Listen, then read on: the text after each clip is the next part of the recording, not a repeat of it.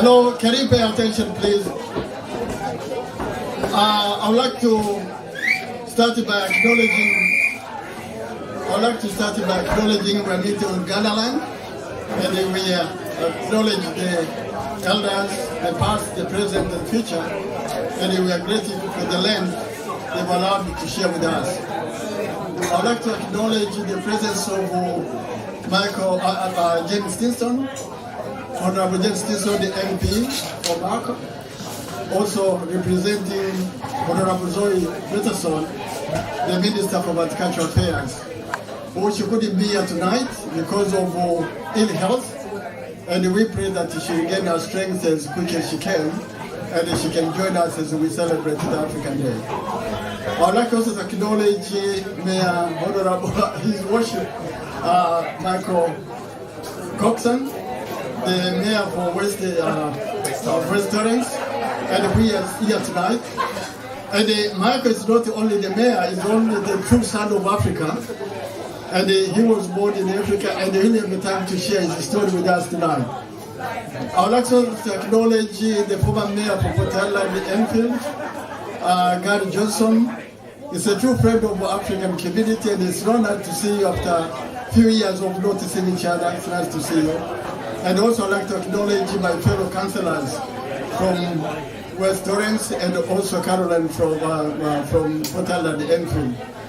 Also the community leaders, African community leaders who are here tonight, all the friends of African community, and everyone who has made an effort to be here tonight. We really appreciate that one. I know Jackson introduced me as an African, as the first elected African member, the seat of Marion. But I want to say one thing, which probably most of you don't know. In 2016, I was appointed the African Union delegate for Australia and the Asia, and which is a very big area. I know in the community won't hear that much because they are dealing with the foreign affairs, Minister for Foreign Affairs, and the Commonwealth government, because that's where I represent the African Union. And the area I represent, imagine the whole of Australia, the continent, and then the Asia, which from here to Israel, Russia, China, to everywhere, India, so it's included in one. So I have a very vast area to represent. And I want to say one thing. It's so humble to be speaking, sharing the time with you, especially today, where we're celebrating the African Day. Africa Day is not only being celebrated in Africa, it's celebrated around the world. We have in Africa 1.2 billion population. In Australia with 25 billion, there is 1.2 billion population. 55 countries or 54 countries, it depends where you sit with Morocco. Because in Morocco they don't recognize Sahrawi, but if you recognize Sahrawi, it becomes 55 countries, Africa. So this celebration, this day of African Day is being celebrated by 55 countries in Africa, and also being celebrated around the world. European Union, United Nations, and also we have about 140 million Africans in diaspora. And the majority then in Brazil, America, Haiti, and the Caribbean, and in Europe we have about 10 million total population there. In Australia, we are about 1 million, cool, 1 million. So that is a very good number. So the 25th of May is the day which our African leaders in 1963, there were 38 leaders, they came together and they agreed that they should unite, they should bring Africa under one roof. And the reason to bring Africa under one roof was to create that powerful, a powerful continent where we can speak with one voice and we can be global player. Because as individual country, we couldn't have been able to do that. And it is not until on the 25th of May, that's when they reach agreement to form that, that unit of African Day. it was a meeting which was started on 23rd, but it ended on 25th. They agreed, they signed the papers, and that's why we have those leaders like him. Okay, thanks so much there.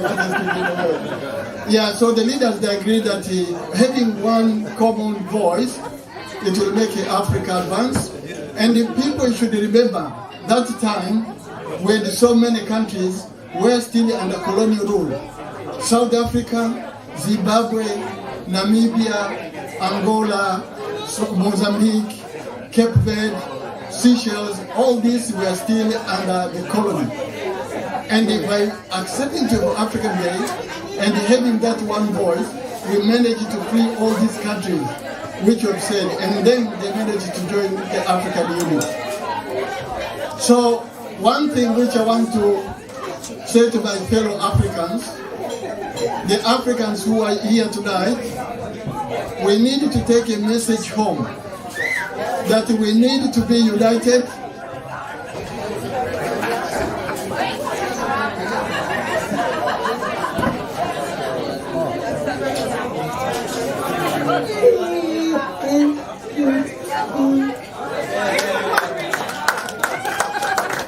So I want to say to the African, my brothers and sisters from African community, there's one message I want to leave you with you tonight. When you're going home, think of unity. In South Australia, we are about 13,000 African people. Thank you very much. From more than 23 nations. But how can we bring that voice to be one? I know we are here, and we are missing that voice. And if we can bring that voice on board, it will help us to engage and navigate the landscape, political landscape, which we needed to contribute, and we needed to engage with, and we needed to influence for us to be part of it. So please take home this message. Our leaders united, and let us be united in South Australia. Let the community be one, and this is the reflection which we need to think of today. While we are celebrating the achievement, but what should we do to make ourselves relevant, to make ourselves engaging and being supported?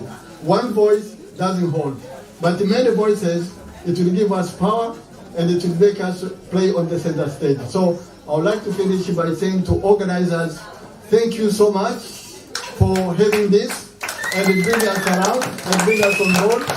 And I wish you a wonderful night. And enjoy. It shouldn't be only today. Let's keep it African Day the rest of the year. Thank you so much.